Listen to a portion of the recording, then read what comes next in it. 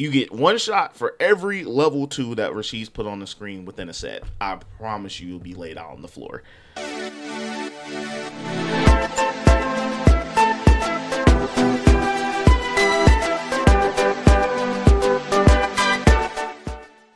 Yo, what is going on to my wonderful people out there? It is your boy Dread Zero, and today I got a fun one for you guys. We are going to be talking about the funnest characters to watch in Street Fighter 6. So whether that be for like tournaments, or you are watching the replay channels on YouTube, anything like that, we are going to be ranking those characters. I am sorry for the ones that thought this was like a sweaty tier list talking about character strength, but it is not. And so I do hope you guys enjoy the video, and I do appreciate it if you guys were to drop a like on the video. Maybe comment what you think your funnest characters are at the end of the video. And if you could subscribe to the channel to help this community grow, I really appreciate all the new subscribers that have come in, and I hope we can keep this going. So without any more talking, let's get to the video. All right, so the first character we have down here is my boy Ryu. Now, I've played Ryu, and I know some other people that watched my how to fix dungeon charge video also play Ryu, and we are some Ryu enthusiasts. And honestly, when I played Ryu, it was really fun. Now, watching him, I think it's also really fun. It's because there's this idea around Ryu that he is strong, but he is not as strong as the other all-rounders, such as Akuma, who's completely dominating right now, or Ken, who's been pretty much the same since the game release, and we don't see a lot of him. But we did see him, we did see Kusanagi recently win a really big tournament. I cannot remember what the tournament is off the top of my head, but watching him, like watching someone that is like a Ryu specialist, someone that is really knowing what's going on with the game and what's going on with Ryu, actually like overcome the challenges, like watching a Ryu beat Guile is really satisfying to me. Like, I love watching Ryu players, like, because while he is so basic in theory, executing his plan is really hard. Being able to see a Ryu player just with off pure fundamentals, not those jumping Ryus that you see in rank play that feel like they just have to be crazy in order to compensate for Ryu's weaknesses, that is really, really awesome to watch, and I have a really great time to watch. So I'm going to put watching Ryu, whether that be in tournament or, you know, the videos and the replays on YouTube, as fun as hell to watch. So next we have Luke. So we saw Luke all over the place in season 1. We know his crouch medium was ridiculously strong. We know that he could essentially destroy you with that crouch medium punch before all the scaling and the nerfs to his crouch medium punch. And we're not really seeing him a whole lot anymore. And so when you do get to see a Luke, like for example, Cammy, you know, what is Cammy when he plays Ryu, and he recently played him at East Coast Throwdown. When you watch, you know, older Chris Wong before he switched to Akuma, or even watching Noah, like, yes, we know he's the burnout king, but like genuinely watching how aggressive his Luke is and being successful, I think that is pretty fun. Now, it's not as fun to me to watch as when I watch like a Ryu player play, but it's still pretty fun. So I'm gonna put him in fun to watch for now. Jamie, I think this kind of goes without saying, because Jamie is like a Christmas elf. He is like Santa Claus. He is like Rudolph, like all the things that you hear of fiction, because Jamie does not exist in this game. When you do see a Jamie, everybody goes crazy. Even if you don't like fighting Jamie in ranked, or you can say he's boring, the truth is he's just not boring to watch. Like, especially at high level, because we all know that Jamie sucks, dude. And when someone still has the courage, like when Boost pulled out Jamie recently at one of the big tournaments, I think that might have been East Coast Throwdown, watching him go up against Itabashi Zangief, like that was ridiculous. Like, it's just really a thrill, like knowing that even though you know that Jamie is putting in all this work to get to 4 drinks for it to just go away in the next round, watching him get to 4 drinks, watching a Jamie player or someone that's playing Jamie decide between getting a drink or going for Oki is really spectacular, and I don't think there's anything else like it in the game. So I'm gonna put Jamie in fun as hell to watch, and I just don't know if you guys can disagree with me. Let me know. But, you know, Chun Li. I think that Chun Li it's like neutral for me. Like I used to play Chun Li when the game first came out. That was the first character I ever got to master, and playing Chun Li was okay. But when you go talk to like top players like Lashar, who says that Chun Li is born to play, which is why they switched to Ed. I can kind of see that. Like, and when I'm watching Chun Li, I'm not like super excited. Like, don't get me wrong. Chun Li has her moments when you're watching her tournament or in the video when they hit those crazy, and I mean crazy forward medium punch into level twos or her level two combos or the mix ups from level two. Like level two really carries her fun to watch capability. And so if you're not really seeing level two, are you really kind of enjoying that match? For me personally, not really. So I think if it wasn't for level two, Chun Li would be in the boring to watch. But because she does have the potential to like show off with her level two and really drop some sauce that way, I can think she's okay to watch for now. Guile. All right, so you hear all these jokes on Twitter from streamers, everyone you know pretty much, that says, "How can someone that just holds down back have fun?" And quite frankly, I'm still asking myself this same question. Uh, Not only do I personally think that Guile possibly, because I played a little bit of Guile in training mode with my friends. I can't say much beyond that. I'm not a Guile expert, so I'm not. This is not to judge Guile players. I'm sure you're having fun, but to me, watching a Guile in tournament is like watching paint dry. Like I know that's cliche and everybody said it, but it is very true. I don't want to watch somebody hold down back, throw booms, and then when you get close, they DP you to restart the cycle over again. That is really boring. Now there are some outliers. Like when I watch Knuckle Do is a really aggressive guy. He's hitting these crazy combos. That's really sick. So Guile does have the potential to be fun to watch depending on the player. However, most Guile players know how to execute his basic game plan, and that's enough to win. So you're really not seeing much. So I'm gonna put him in. Ooh, for now, I'm going to have to put him in Snooze Fest, guys. Kimberly.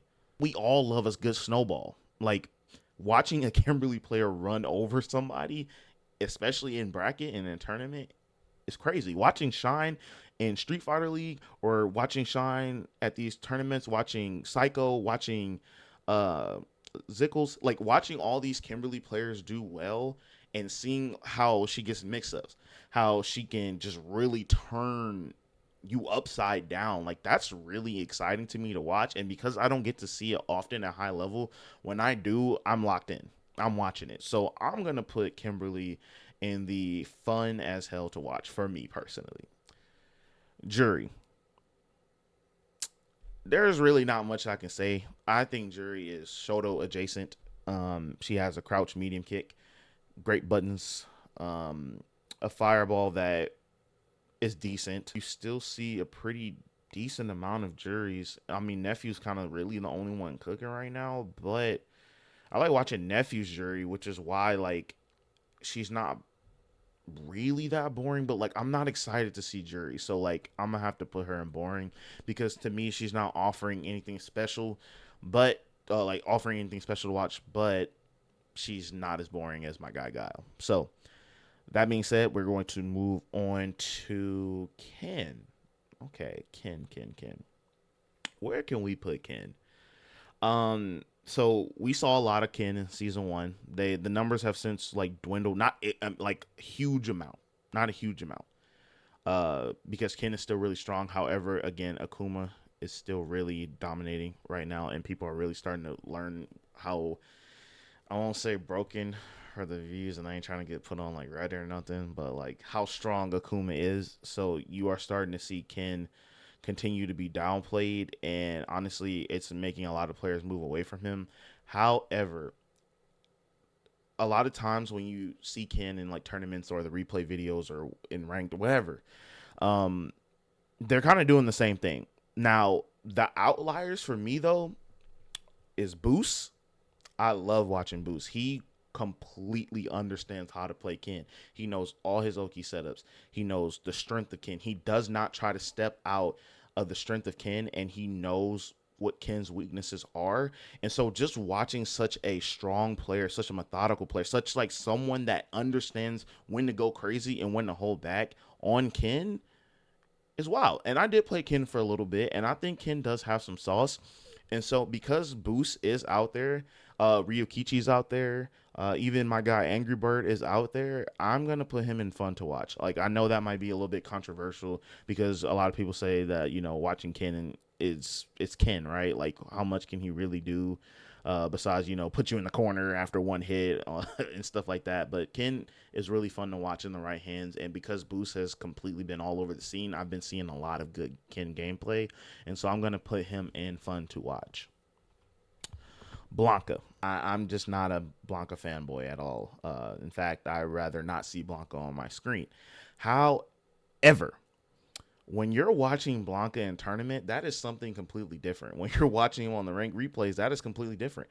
When you're just watching Blanka and you're not fighting Blanka, I think this character is crazy to watch because of the doll setups, because of the level 2 setup. Like, you're literally watching in real time, watching a Blanka player's opponents get their legs broken. It's actually kind of crazy. And, like, every time Blanka's on my screen in, like, a high level and I'm watching it, I'm literally like, bro, he can do that? Like, what the like, you know what I'm saying? Like, watching Blanka do what he does and still see like the highest level of players still get their ankles broken, it's nothing like it's like nothing I've ever seen. So watching Blanka in that capacity, fun as hell, dude. And I'm gonna put him up there because when I'm watching him, I'm literally having a blast and I'm laughing because I'm like, there's no way that Capcom let this character do this, and they did. Dhalsim. Yet we have another rare Pokemon. Honestly, every time I see Dhalsim, my man is getting like assaulted, bro. Like he's literally getting the crap beat out of him. Tournament. Mr. Crimson does pretty okay with him, but like outside of him, like I'm just like I don't get to see what Dhalsim does. So like he's okay to watch. Like I'm not gonna put him in boring and snooze fest just because I never really get to see what Dhalsim does because he does not play Street Fighter 6, and a lot of high level players have realized that, and so they either left him or never even picked him up in the first place because Dhalsim is not strong, and the things that he does he's always kind of done, and he's not really changing that way. Like I think he has cool level 2 combos, but that's about it. So I'm going to put him okay, and that's mostly because we don't even really get to see him do anything when he's on the screen. All right. E Honda. So I hate this character. Straight up. I don't like him. It's not a... Like, he's just so basic and one-dimensional. Even hanging at the highest level. So here's the thing. Here's the thing about Honda. Okay, Honda has 2 spammable moves we know, butt slam and headbutt. They changed that a little bit in order to try to get him to use neutral, so now he's using stand medium punch and heavy punch in neutral. And when I see this character in tournament, okay, so Honda can spam these things at low level, right? Which makes it boring to watch. However, when he gets to high level, he doesn't even have those 2 moves anymore because everybody's just perfect pairing them all over the place, or DPing, or jumping with punishing. It's literally just like, so the tools he had already were kind of boring to watch and it kind of sucked and felt childish. Now, he doesn't even have that in like tournaments and these high level replays and stuff. So yeah, he's a snooze fest. Sorry, Honda players. DJ. So this character is scarce. We used to see this character all over in season 1. Now we don't see him at all, which is really crazy to me. I never thought DJ was interesting to watch. The Sway is like alright and stuff like that. I just don't really find him interesting to watch. And so yeah, like that's pretty much all I got. It has a combination of I don't think his gameplay and matches are interesting, and how they designed him, you know what I'm saying? And I know that he was kind of always like that before this game, but it seems like they really leaned into it. Whatever though, right? So I'm gonna put him in boring. I don't think he's a snooze fest as Guile and Honda though. Manon. You don't see her a lot. However, because of that, it makes her so much more interesting to watch. And I talked about, I think it was, who was I talking about with that? The snowball effect. I forgot what character that was, but Um, it might have been Blanka, but oh no, it was Kimberly. It was Kimberly. It's snowballing. Manon snowballs you, okay, dude. Like once she gets to like 3 medals, you can see your opponent sweat, and like I really just want to know how somebody's gonna come back. You feel me? So like whenever I see Manon and I'm watching a Manon gameplay or whatever the case may be, I'm like, this is about to get crazy. I have yet to see a Manon match that was not crazy. Either the Manon player is literally snowballing their opponent's face into the ground, or the other person is doing it to Manon player. So like, I really like Manon gameplay. I like watching her. I like watching Idom's Manon. And seeing him be kind of successful with her, like I know he hasn't won anything like crazy or anything like that, but it's still a treat to watch. So I'm gonna put this in fun to watch. Marisa. I think back in the day, and by back in the day, I mean last year, season 1. I think that Marisa was really crazy to watch because at any moment your opponent made a mistake and they just like died, dude. Like, oh, 80% health, what the heck is that? Marisa didn't even know what 80% health was. She thought you were just gonna die in one touch regardless. Now she's not seen as much because there are other characters like Bison that do that and easier. Um, and so when I see Marisa, I still think it's quite a treat. I still think that it's interesting to watch your opponent like completely just get their health wiped out. To be quite honest with you, it's very dopamine inducing, if that's the word. So she's okay to watch right now. You know what? Yeah, dopamine. She's fun to watch. She's fun to watch. JP. So the thing that was interesting about JP, especially when he was rampant, was his counter, right? Like I can't remember the name because I haven't even seen JP in so long, even in rank. Um, if I think of the counter, you guys let me know in the comments and stuff because like I really can't think of what it's called. But watching, not knowing when a JP player was going to do his OD counter move or just take their turn back doing something cheeky, like I thought that was really interesting, and I think that's really fun to watch. And honestly, JP does have sauce, and as much as I hate whenever I play Zangief and I have to go against JP, watching a Zangief go through the JP obstacle course, or really watching any character that has a hard time against zoners go through the obstacle course is really fun. You're still just sitting there like, why could he do that? Why can he do that? And he was way worse in season 1. I still think he's very strong, and he might make a resurgence, so please keep an eye out on that. However, I do think JP is pretty fun to watch, so I'm going to put him in the fun to watch. I think it's really hard to get up here. Like, you really gotta amaze me to get up in the fun as hell to watch section. Lily, snooze fest. Where you at? No, Cammy, come back down here. Lily, boring. More boring than Guile and Honda combined. You have one special move that is the best special move, one of the best special. I'm not gonna make that comment. One of the best special moves in the game.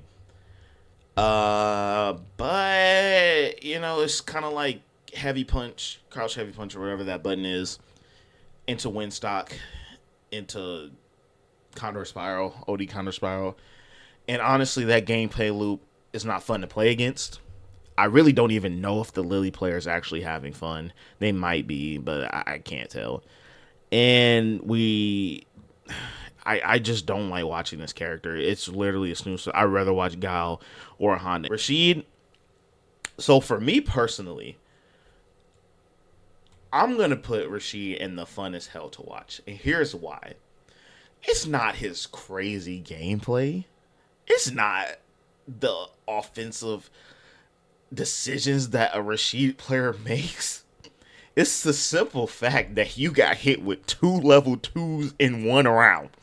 That is just really so mind-boggling that like it's almost like I gotta have that fixed of my 2 level 2 Rashid views. Like, this character gets like multiple level 2s in a match, and me seeing now, I think is absolutely hilarious.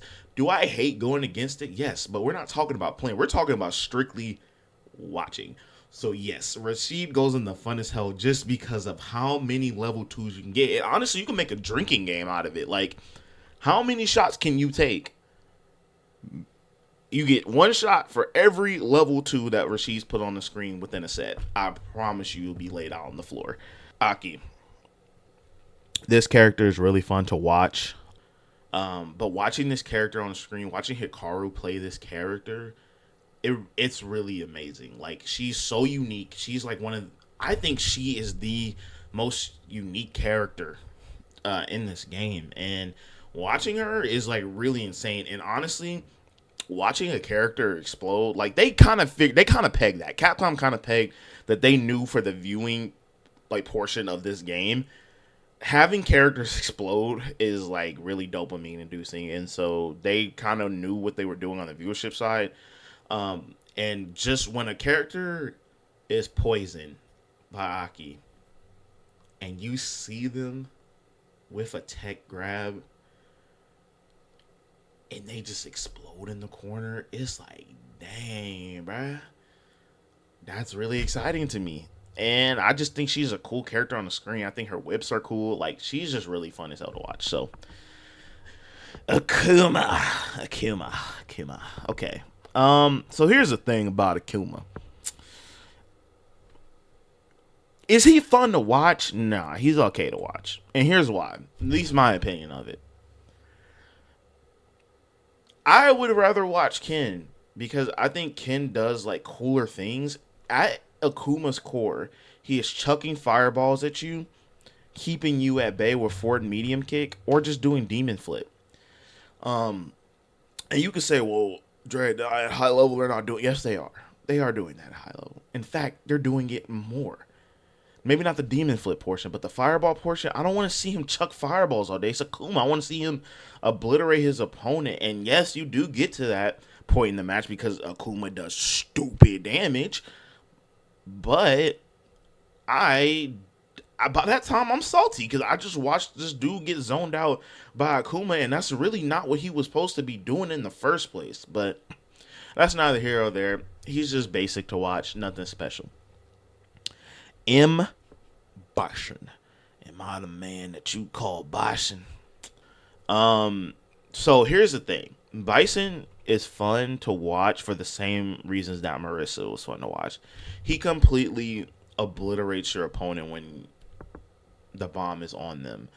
But outside of that, like outside of stupid damage, it's kind of like not that fun to watch. But like when you do see it, it's like a 10 out of 10. Actually, I'm getting real desensitized to it. I'm not gonna lie. He might just be okay to watch. Yeah. I didn't realize that Zangief might have been up here the whole time, but the fact of the matter is, when I watch Zangief, he's fun as hell to watch, so I'm gonna go ahead and put him up here. Zangief is really fun to watch. He is a walking casino. Uh, the grab range on his light SPD is actually absurd. Like, I'm playing Zangief right now, and it's just absolutely absurd. Just knowing that he can just destroy you with his drive gauge normals, and if you're blocking, he's winning. If you're not blocking, he's winning. And so, like, just watching someone get mauled down, it's just hype. Like, Zangief just brings the hype. When someone gets hit by a raw level 3, especially when it's critical art, and they are half their life, they're dead. And so you know that's hype. You know that's hype because you're like, oh my god, my loyal fans. You know what I'm saying? So obviously Zangief is fun as hell to watch, and honestly, he's fun as hell to play. So up there. Terry.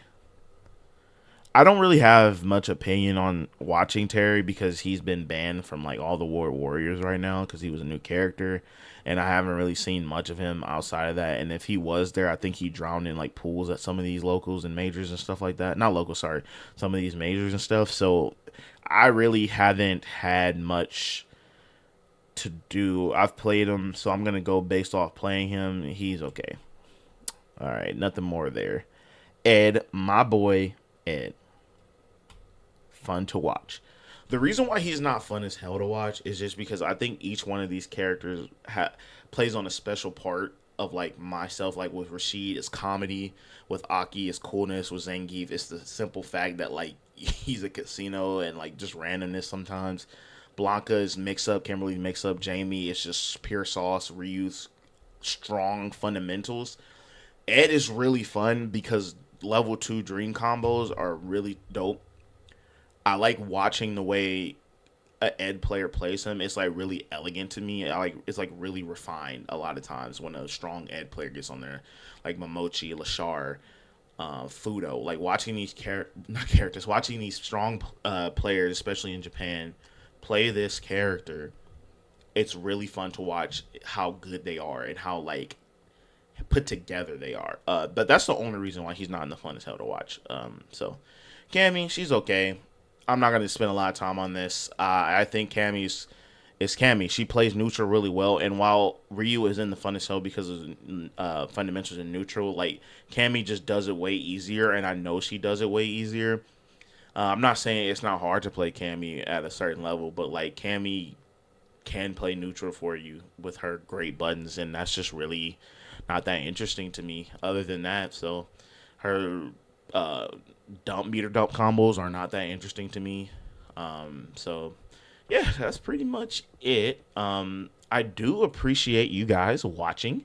Like I said before, please make sure you subscribe to the channel because it does help us grow, and I appreciate all the new influx of subscribers that I've had recently.